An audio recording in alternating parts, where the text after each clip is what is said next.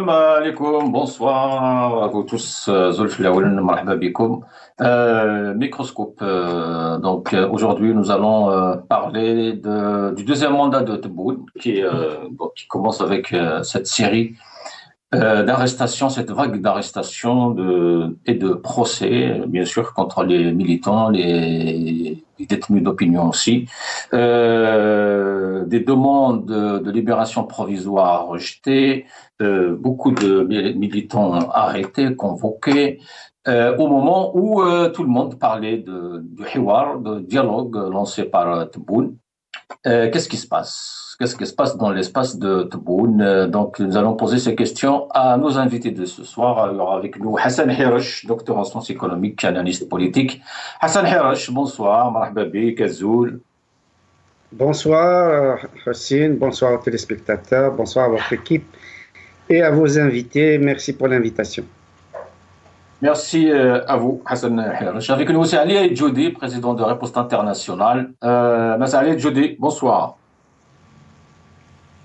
Bonsoir Hassine, bonsoir mon ami Hassan Hirosh, bonsoir aux téléspectateurs et téléspectatrices. Bonsoir c'est Ali. Merci à t'es comme ça. Hassan Hirosh, alors comment on peut expliquer autant d'informations qui puissent être mises sur le marché en même temps? C'est le Kouaklani, la Cour constitutionnelle, proclamation surréaliste des résultats, proposition d'un dialogue ouvert, envoyé spécial de Macron pour Tebboune, appel du FFS pour tenir des élections législatives et générales, débarquement de Ben Djebbar, instauration du visa pour les Marocains aujourd'hui, c'est nouveau, après le Haut Conseil de sécurité qui a été organisé aujourd'hui par Tebboune. Beaucoup de Bouchouareb, demande d'extradition de Bouchouareb de la France, Al-Khabar et l'affaire de l'ambassadeur émirati, l'installation des deux directeurs généraux à la tête de l'APS et de la télévision, la radio, etc., par Kamel Sidi Saïd, l'absence du ministre de la Communication, beaucoup d'infos, Hassan Hirosh, en l'espace de 4-5 jours. Oui, vous savez, c'est Hassine, ça peut paraître surréaliste si on était dans un pays normal avec un système, on va dire, plus ou moins démocratique, où on aurait l'habitude que tout se passe normalement, que les élections sont celles qui désignent les responsables à toutes les échelles, du moins les responsables politiques. Mais ce n'est malheureusement pas le cas. Il faut toujours se rappeler, parce qu'on l'oublie souvent, que l'Algérie est une démocratie populaire. Et cela a un sens. Les démocraties populaires, on s'en souvient, il y en avait beaucoup dans les années avant les 91, avant l'écroulement du mur de Berlin. La RDA, la Pologne, la Tchécoslovaquie, la Yougoslavie, ainsi de suite, tous les pays de l'Est, et puis évidemment l'URSS. Donc ça se passait comme ça dans les démocraties populaires. Maintenant, il n'en reste pas beaucoup. Il reste Cuba, il reste la Corée du Nord, il reste l'Algérie, la Chine, des pays comme ça, où effectivement la parole du peuple est malheureusement inexistante, c'est-à-dire on n'en tient pas compte du tout. Quand il y a des élections, c'est juste pour une façade, c'est tout à fait formel. Donc nous avons vécu ça depuis 1962. Ça s'est accéléré avec le coup d'État de Houari Boumediene, de son vrai nom Mohamed Bouharouba. Et donc ce système s'est peu à peu renforcé. Il y a eu une brèche en 1989. On a vécu une démocratie, même relative, mais en tout cas une liberté d'expression, des élections libres en 90, 91. Et vous savez, sans doute même mieux que moi, que en décembre 91, le processus électoral a été annulé. Je ne dis pas que si le processus électoral avait été poursuivi, aurait abouti à une démocratie. Et malheureusement, le fils de l'époque menaçait aussi ce système qui était naissant. Il tuait aussi dans l'œuf, dans la mesure où quelques militants, quand même en vue, nous disaient que c'était le Coran qui allait être la Constitution et qu'il ne s'agissait surtout pas de croire qu'il y aurait une Constitution qui serait supérieure donc au livre religieux, au livre saint. Donc, vous savez, aujourd'hui, donc nous sommes encore une fois dans un système de démocratie populaire où dans lequel les institutions, évidemment, sont caporalisées. Et ce que vous dites, toutes les décisions qui ont été prises sont des décisions tout à fait, j'allais dire, logiques dans un système, encore une fois, d'autoritarisme. Alors, les démocraties populaires, ça va des sociétés autoritaires aux sociétés totalitaires. Donc, c'est plus ou moins, évidemment, comment dire, coercitif. Et parfois, on assiste à des relâchements, parfois à des pointes de coercition.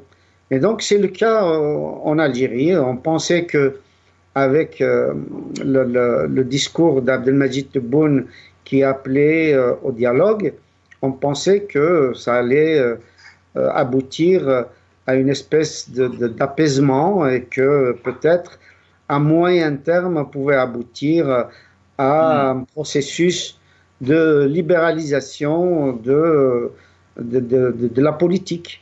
C'est-à-dire tout simplement... pardon? Mais ce n'est pas le cas. Ce n'est pas le cas. Et donc, en fait, il faut savoir que les démocraties populaires sont des systèmes un peu paranoïaques, au sens véritablement psychologique du terme, c'est-à-dire tout simplement qu'un paranoïaque n'accepte pas la tolérance. Donc, il est à la limite, justement, et c'est aussi une espèce de trouble comportemental que de vouloir faire taire tout le monde, tous ceux qui ne pensent pas comme nous. Et c'est aussi, comme symptôme important, c'est un système méfiant une fois les élections sont passées, Tebboune est président, nous avons tous assisté à l'investiture, etc. Pourquoi continue dans cet élan, justement, des arrestations, Alors, on sait très bien qu'en Algérie, malheureusement, c'est un système multicéphale. Et donc, moi, personnellement, je n'ai pas d'informations précises, mais c'est soit que Abdelmadjid Tebboune veut reprendre les choses en main et de façon brutale et coercitive, ou bien ce sont ses adversaires qui troublent le jeu et qui l'empêchent justement d'aller jusqu'au bout de ce qu'il dit, de faire ce qu'il dit.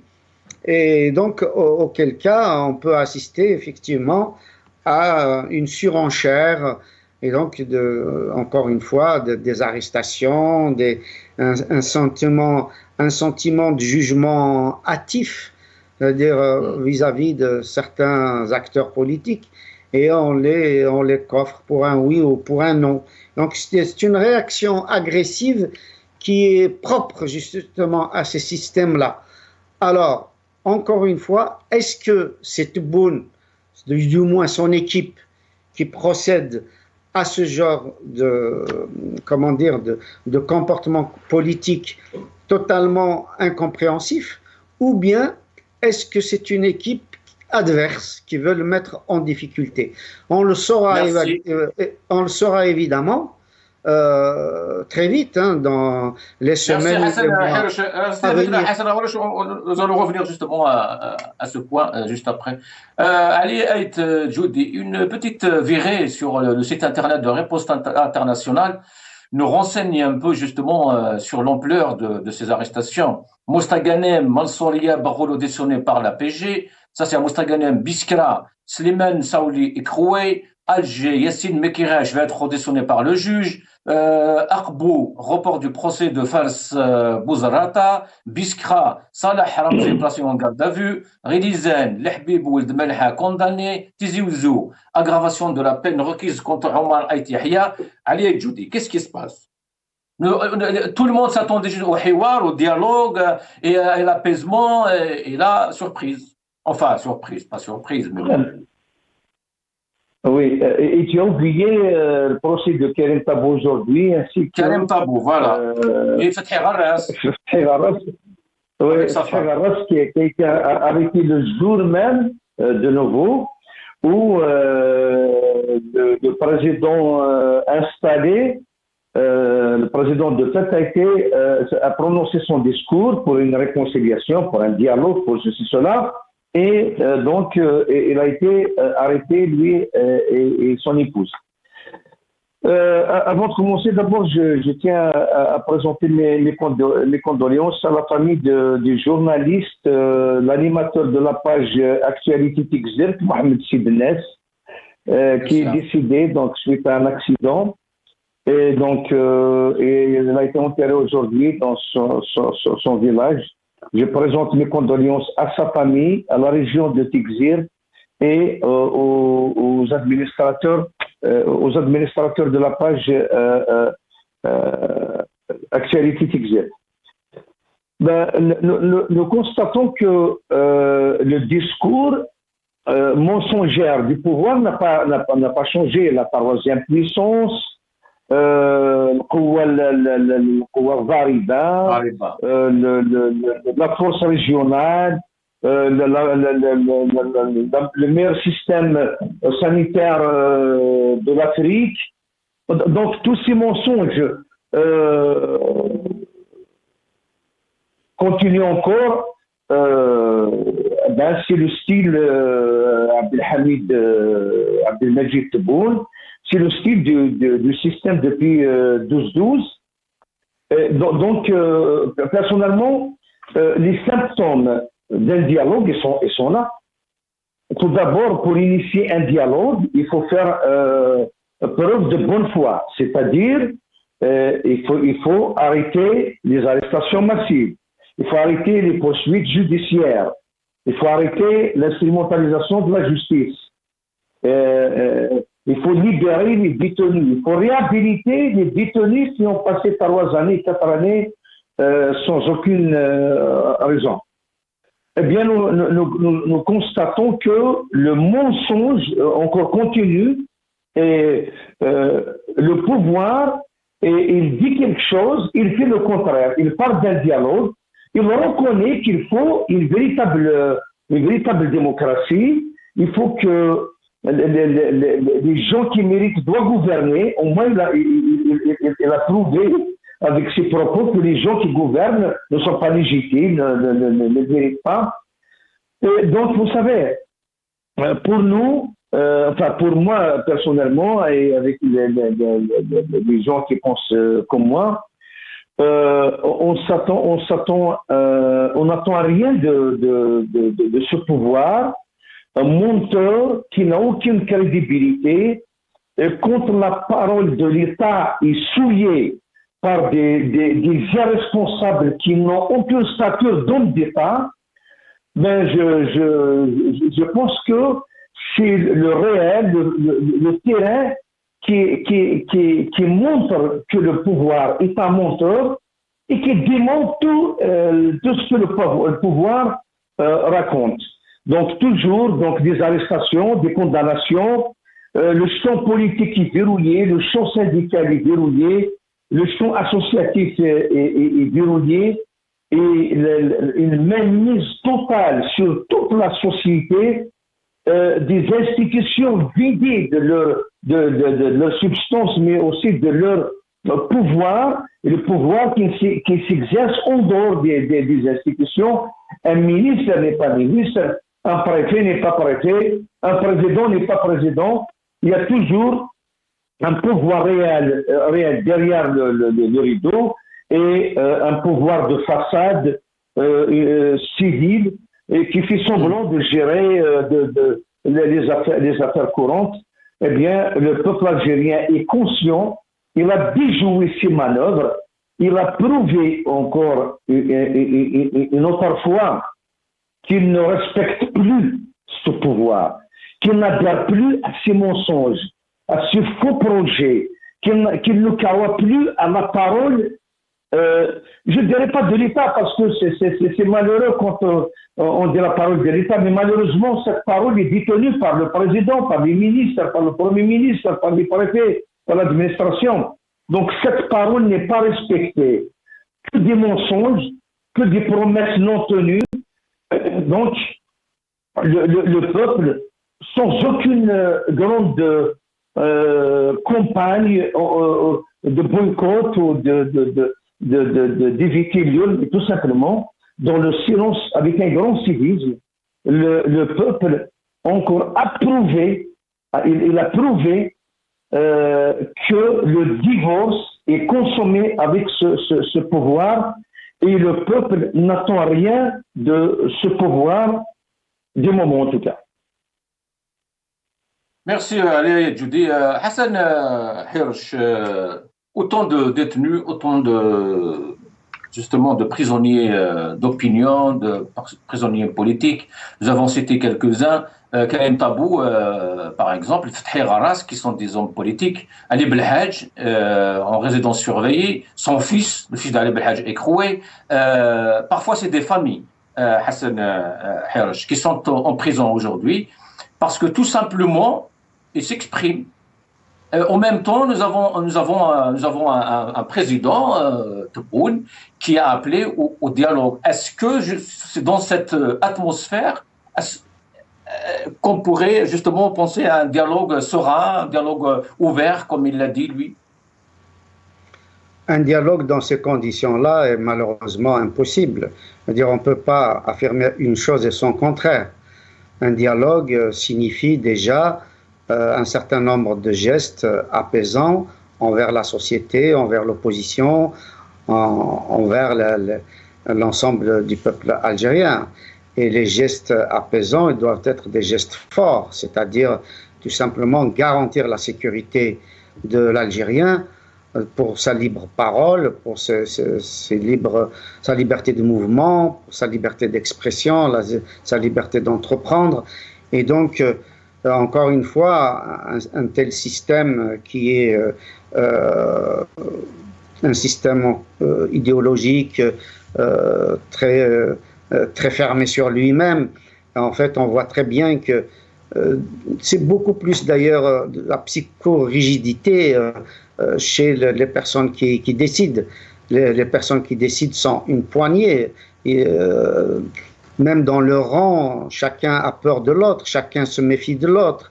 Et donc, évidemment, ils n'ont pas esprit d'ouverture, ils sont très, très contrariés dans leur vie quotidienne. Ils sont là, prêts à recevoir des coups, et donc ils en donnent autant qu'ils peuvent, en espérant qu'en faisant cela, ils se donnent une impression de puissance.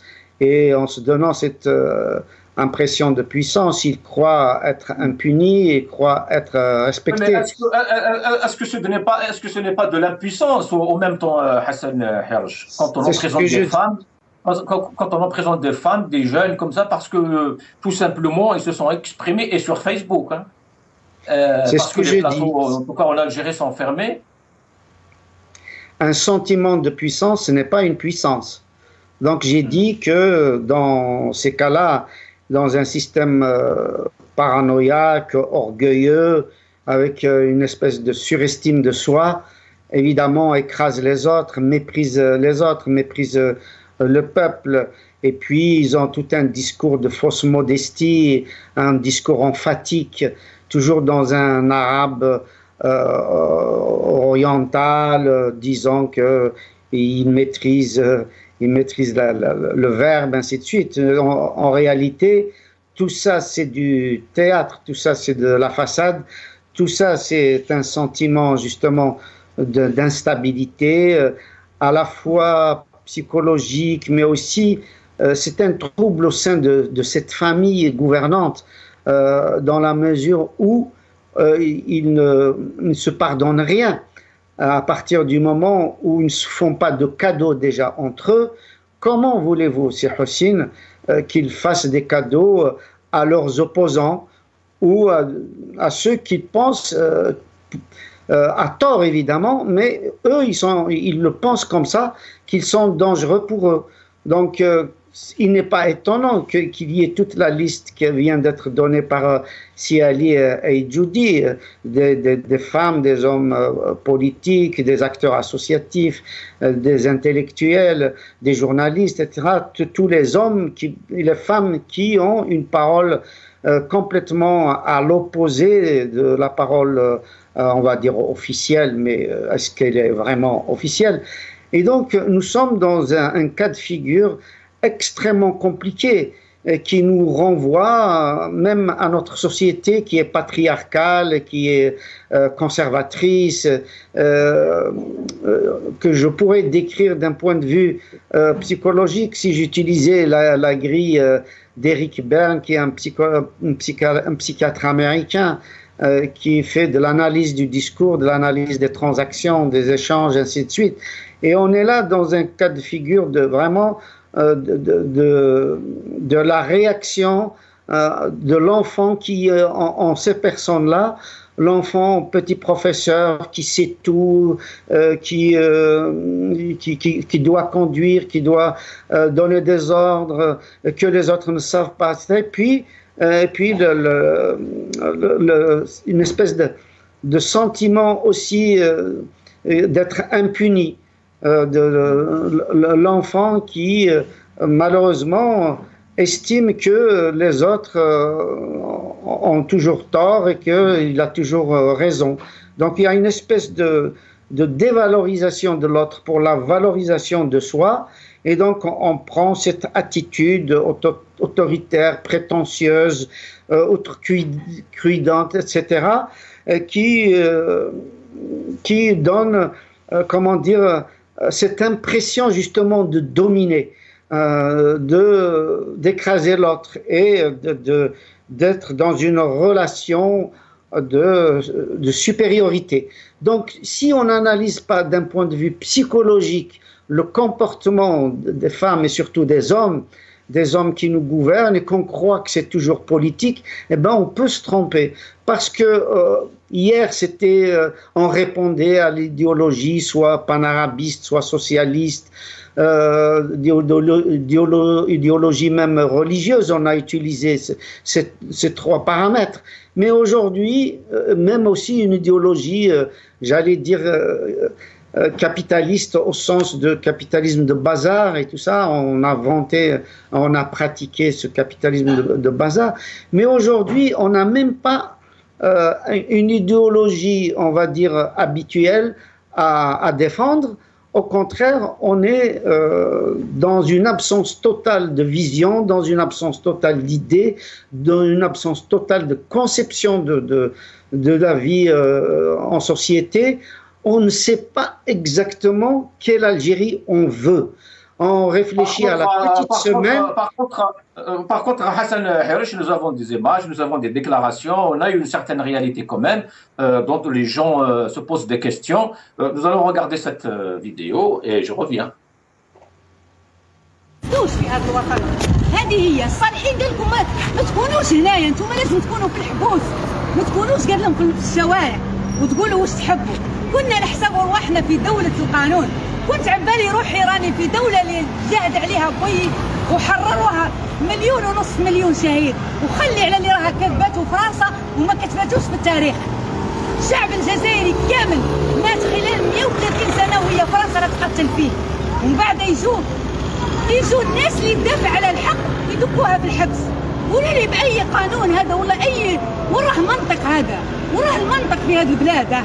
وراه المنطق؟ وتقولي لي ادخلي للدار، مانيش راح ندخل وراح نموت هنا في هذه البلاصه، واللي صرا خليه يصرى في هذه البلاد. والله ماني خايف ومانيش راح نخاف، والله ماني خايفه ومانيش راح نخاف. اختي اتهمت في قضيه باطله، قضيه باطله باطله باطله باطله وملفقه عبله، مش محتاجه تزكيه. الشعب الجزائري كل يعرف مش الشعب الجزائري، العالم كل يعرف باللي وحده قالت فقط لا للفساد، فقط لا للفساد، فقط ما قلنا والو، لا للفساد. بنت المجاهد يا مجاهدين. Alia Djoudi, c'est la sœur de Abla Gmari, qui parle de sa sœur, arrêtée aussi, Mskina. Et là, nous allons voir cette vidéo aussi qui est déchirante, hein, cette vidéo.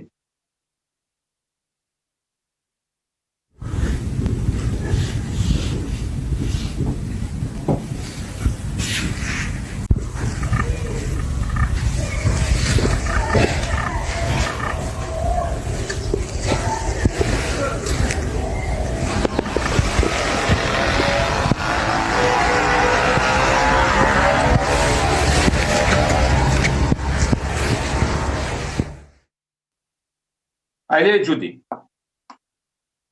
Oui. Tu m'entends?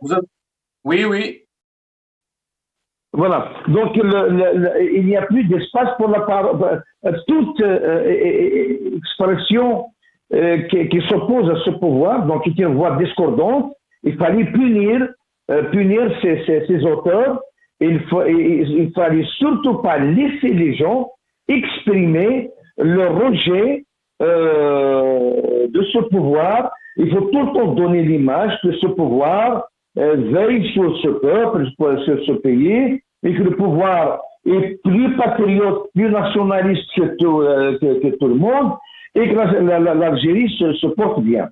Malheureusement, l'Algérie du journal télévisé de 8 heures est un pays riche, heureux, où le peuple vit à l'aise,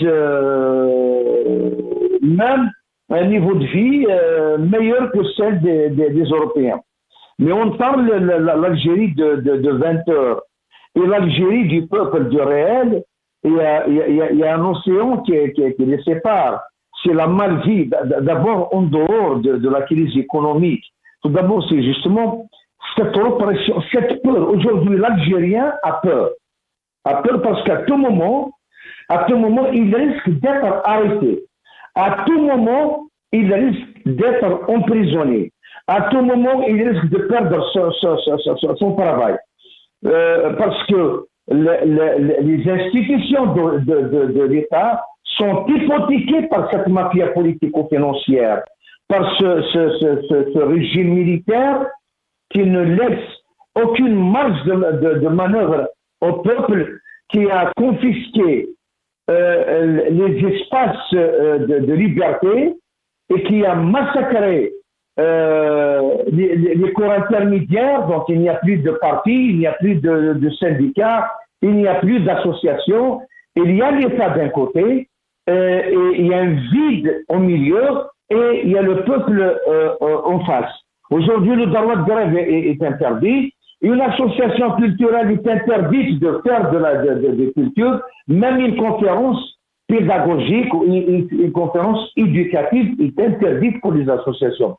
Aujourd'hui, le pouvoir est en train de tout verrouiller, de tout embrigader. Aujourd'hui, le pouvoir, la gendarmerie s'intéresse à ce qui se passe dans les comités de village. Aujourd'hui, les comités de village qui n'ont pas d'agrément sont interdits de se réunir. Même dans nos propres villages où la liberté est totale, nous avons des traditions. Les réunions des villages ne sont pas soumises à l'autorisation de la gendarmerie.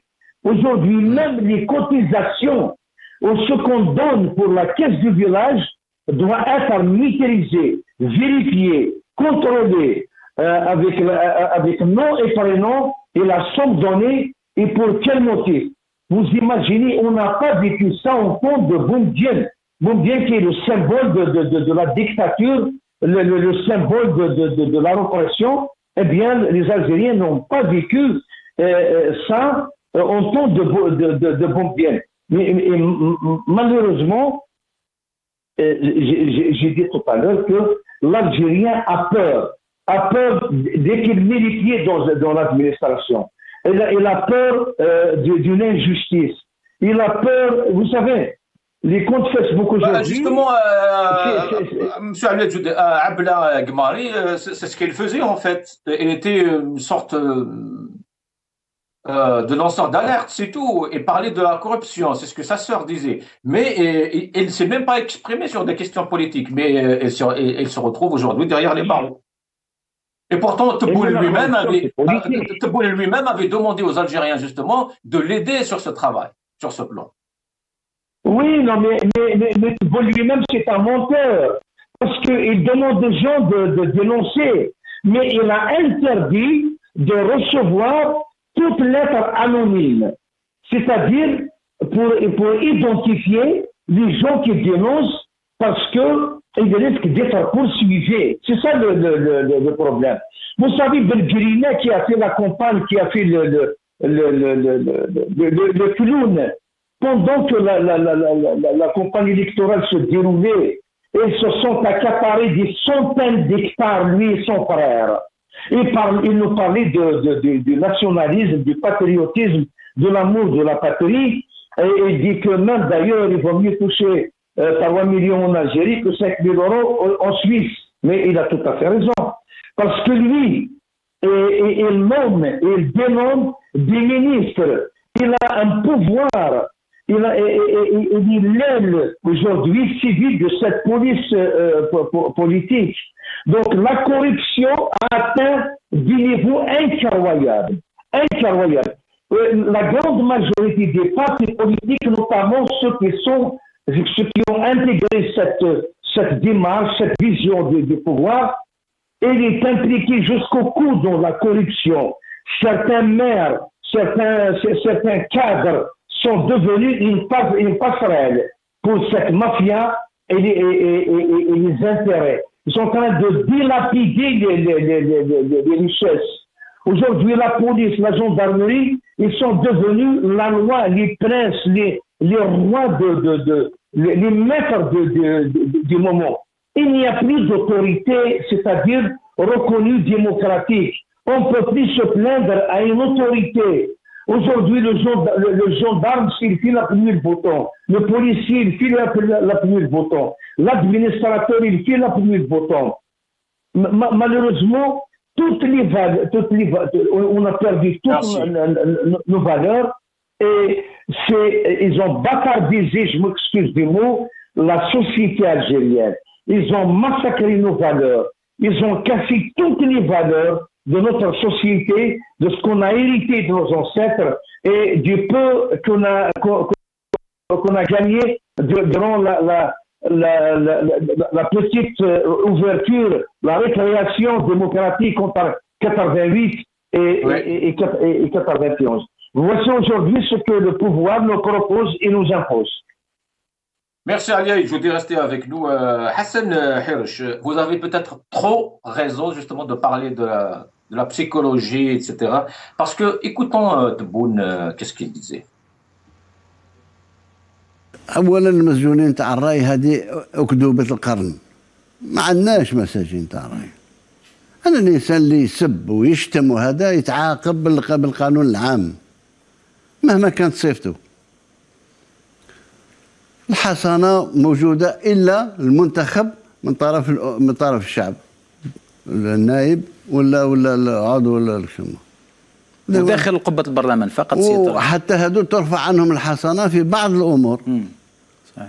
انت الوظيف تاعك ما يعطيكش حصانه باش تشتم فلان ولا تشتم الامير عبد القادر ولا تشتم هذا ولا تشتم مؤسسات الدوله ولا مهما كانت.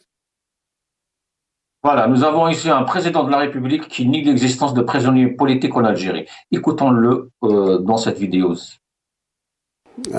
باللي فيه تجنيد من اجل صحفيين في السجن وكان ما ولا صحفيين عندنا في السجن. كانش فيه صحفيين اللي مروا ربما على السجن ممكن شهرين ثلاثه، ممكن في صحفيين اللي. Hassan Hirsch, justement, comment négocier avec ce régime, avec des gens qui pensent ainsi? Il n'y a pas de prisonniers politiques, aucun journaliste n'est en prison. Tout le monde sait que Hassan al-Qadhi, dont d'ailleurs la libération provisoire a été rejetée avant-hier. Hassan Hirsch. J'insiste sur le fait que nous sommes encore une fois dans une démocratie populaire et le mensonge, évidemment, de la part de ceux qui dirigent, ce n'est pas propre à Abdelmajid Tebboune, c'est dans toutes les démocraties populaires, c'est comme ça. C'est-à-dire, c'est la négation de la réalité, le déni total de ce qui se passe, de ce qui arrive dans notre pays. Et donc, moi, je ne m'étonne pas du tout à ce qu'il y ait ce déni-là en Algérie aussi. Et encore une fois, nous sommes dans un système où nous n'acceptons pas tout simplement l'idée de l'autre, la proposition de l'autre, l'existence de l'autre en tant que citoyen libre qui peut critiquer justement aussi bien la politique de l'État, mais aussi ses symboles, ainsi de suite. L'être humain est libre à partir du moment où il n'y a pas de diffamation, il n'y a pas d'insulte, il n'y a pas d'attaque personnelle aux gens qui dirigent, mais qu'au contraire sur leur politique de l'État. Donc, ça ne m'étonne pas du tout, Cheikh Houssine, qu'on assiste aujourd'hui à ce genre de comportement, c'est-à-dire on considère que toute idée exprimée en dehors de notre champ, eh ben, on la considère comme une attaque. Donc les gens qui gouvernent considèrent que toutes les critiques de l'opposition, toutes les critiques des journalistes, toutes les critiques des militants des droits de l'homme, des militants associatifs, etc., tous ceux qui ne vont pas dans le même sens, qui ne caressent pas dans le sens du poil, eh ben, c'est considéré comme étant des attaques, comme étant un franchissement des lignes, de leurs lignes, effectivement. Donc, c'est un problème, vous avez raison de le rappeler, c'est un problème beaucoup plus psychologique que politique, dans la mesure où ça relève de la psychorigidité, c'est-à-dire tout simplement de la non-acceptation de l'autre, d'une posture autoritaire, d'une posture de dominant. On joue au mal dominant et les autres, évidemment, n'ont qu'à bien se tenir. Donc, malheureusement, on n'est pas dans un domaine politique où c'est un programme contre un autre, où c'est une vision contre une autre, où on se demande que sera l'Algérie dans 20 ans, dans 50 ans, que sera l'Algérie à la fin de ce siècle, que sera l'Algérie quand il n'y aura ni gaz ni pétrole, de quoi nos enfants, nos petits-enfants, nos arrière-petits-enfants vont vivre. Et pourtant, Hassan Harouche, nous avons bien un haut conseil de sécurité, normalement, qui devait se réunir pour ça, mais il s'est réuni justement aujourd'hui. Regardons cette petite vidéo.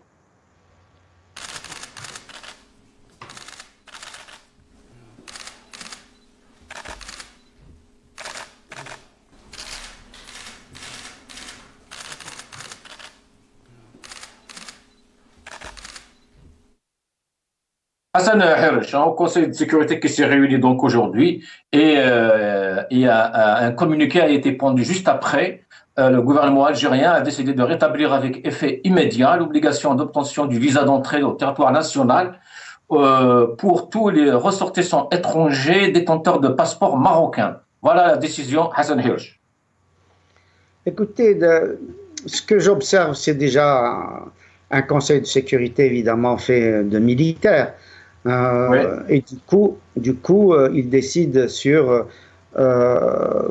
comment dire, ils prennent une position géopolitique.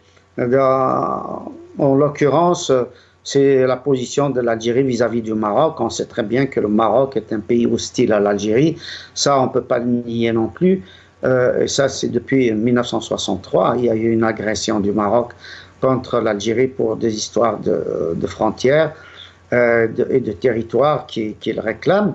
Donc, évidemment, nous traînons encore cette malheureuse époque où les deux pays qui étaient pourtant très proches pendant les mouvements de libération Et puis, les relations se sont complètement détériorées dès l'indépendance de l'Algérie.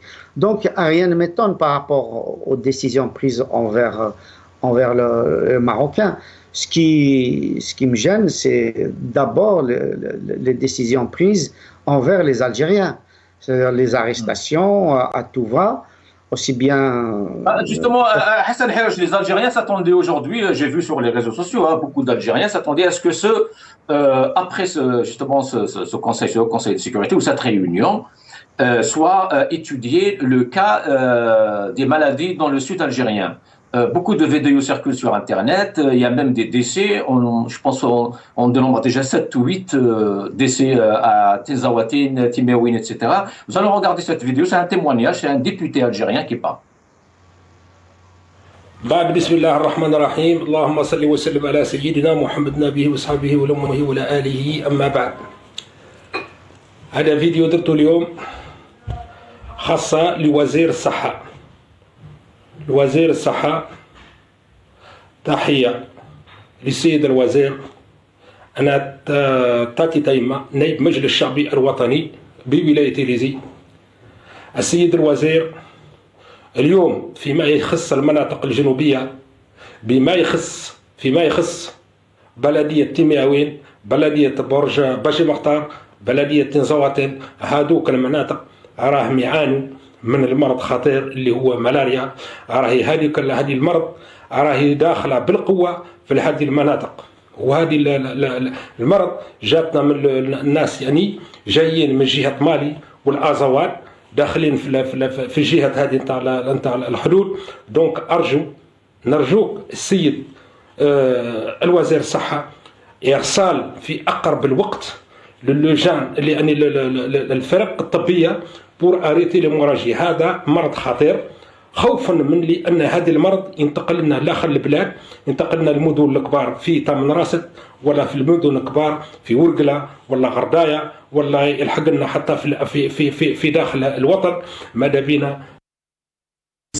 السلام عليكم. 6 مقابر اليوم، 1 2 3 4 وجوز هنا 5. واحد يتقصد راهم جابوه الناس، راهم جابوه الناس.